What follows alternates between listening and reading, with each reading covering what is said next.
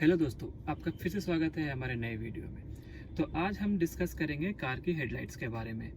तो जब हम नई कार लेते हैं तो उसमें 55-60 वाट के बल्ब लगे होते हैं जिसकी रोशनी काफ़ी कम होती है। जब हम हाईवे पे चलाते हैं तब हमें लगता है कि आगे दिख ही नहीं रहा, मतलब वो जो कॉन्फिडेंस होता है ना कार चलाने का, वो कॉन्फिडेंस बनता ही नहीं है।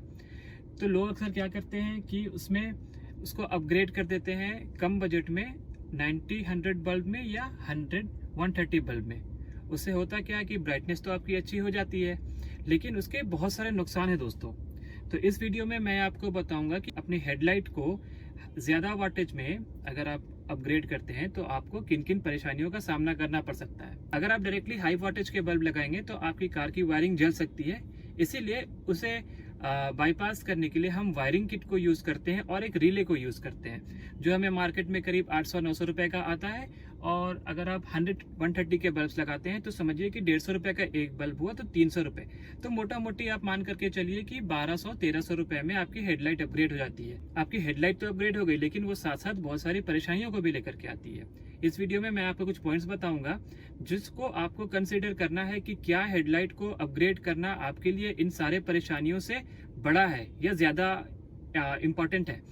तो वीडियो को शुरू करते हैं। इस तरह की वायरिंग किट आती है जिसे हम इंस्टॉल करते हैं। आप बहुत सारे YouTube वीडियोस में देखेंगे जो आपको बताएंगे कि इसे कैसे इंस्टॉल करना है।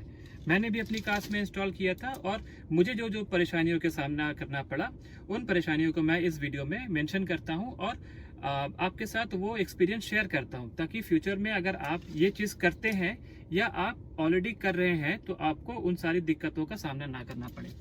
तो सबसे पहली दिक्कत है कि आपकी कार में जो बल्ब लग करके आता है वो होता है 55-60 वाट्स का। तो आपकी कार की वायरिंग और ओवरऑल जो इलेक्ट्रॉनिक या इलेक्ट्रिकल लोड आप कहेंगे वो उसी हिसाब से डिज़ाइन किया हुआ रहता है। आप अपने कार के लोड को बढ़ा रहे हैं, एक तरह से समझिए कि आप उसको डबल कर रहे हैं। तो पहला नुकसान ये है कि आपके कार का लोड डबल हो जाता है। दूसरा नुकसान क्या है कि वो जो हाई वोल्टेज बल्ब है, अब उसका वोल्टेज ज़्यादा है तो वो हीट भी ज़्यादा प्रोड्यूस कर रहा है। तो इवन द टाइम क्या होता है, अगर आप नाइट ड्राइव ज़्यादा करेंगे तो दो नुकसान है उसके। पहला कि ये देखिए, ये मैं लगा के रखा था, मैंने अपनी कार में लगाया था और इसको देखिए ये किस तरह से काला हो रखा है ना। ये क्या होता, धीरे धीरे ये जल जाता है। ये ब्लैक जो हुआ है वो हीट से ही हुआ है। तो किसी तरह की आग भी लग सकती है कार में ओवर हीटेज से। अगर जो प्लास्टिक का मटेरियल है वो उस हीट को टॉलरेट अगर नहीं कर पाएगा तो वो जाहिर सी बात है कि वो जल जाएगा। तो पहला प्रॉब्लम है कि आपकी गाड़ी में आग लग सकती है। इसके साथ दूसरा प्रॉब्लम है कि जब इतने ज़्यादा हाई वाटेज का बल्ब आपके हेडलैम्प में चल रहा है और आपका हेडलैम्प जो डिज़ाइन किया हुआ रिफ्लेक्टर बेस्ड हेडलैम्प वो 65-50 वाट के बल्ब की हीट को बर्दाश्त करने के लिए बना हुआ है। अगर आप उसे 100 वाटेज की हीट देंगे तो ओवर द टाइम क्या होता है कि वो जो रिफ्लेक्टर है, वो रिफ्लेक्टर की जो परत है वो जलने लगती है। मेरे कार में भी ऐसा हुआ था। यही वजह है कि मैंने ये बल्ब हटा करके वापस से 65-50 के बल्ब लगाए और फिर कुछ दिनों के बाद मैं एलईडी में अपग्रेड हो गया। मैं तो 90-100 के यूज़ कर रहा था, 100 और 130 को यूज़ नहीं कर रहा था। एक कार और है मेरे फ्रेंड की, मैं वो उसकी फ़ोटो अटैच कर दूंगा यहाँ पे, आप वो देख लेना कि उसका रिफ्लेक्टर किस तरह से डैमेज हुआ है।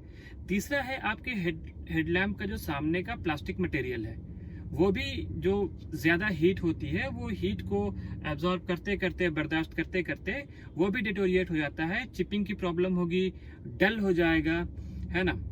इसके साथ साथ सबसे बड़ा प्रॉब्लम जो मैं फेस कर रहा था, क्या होता था कि जब मैं ड्राइव पे जाता था, लंबी ड्राइव पे, तो वायरिंग पे तो लोड पड़ रहा है ज़्यादा। जो कंपनी के साथ ये फ्यूज़ बॉक्स आता है, ये फ्यूज़ बॉक्स होता था प्लास्टिक का, ये मैंने अपग्रेड किया और मैंने सेरामिक का लगाया है। ये देखिए, आप अंदर देखिएगा तो ये सेरामिक का है।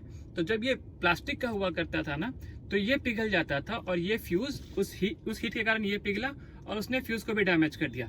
तो मैं सड़क पे जा रहा हूँ और अचानक से मेरी लाइट ऑफ हो गई। एक बार में एक फ्यूज़ जलता था तो कभी हाई बीम गई तो लो बीम पे मैनेज करके फिर मैं फ्यूज़ को रिप्लेस कर लेता था।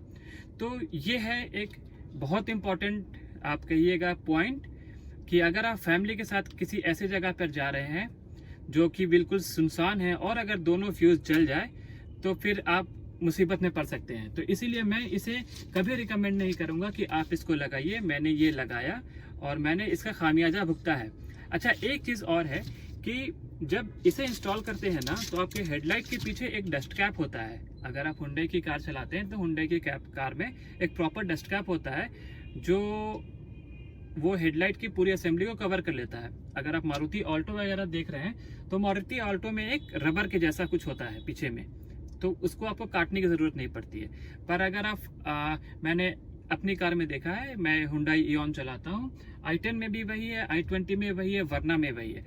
तो उन सारे में वो एक कैप है, उस कैप को ना कट करना पड़ता है ये इस वायर को पीछे से डालने के लिए। तो एक तरह समझिए कि आपकी हेडलाइट प्रोन हो जाती है मॉइस्चर और डस्ट के लिए भी।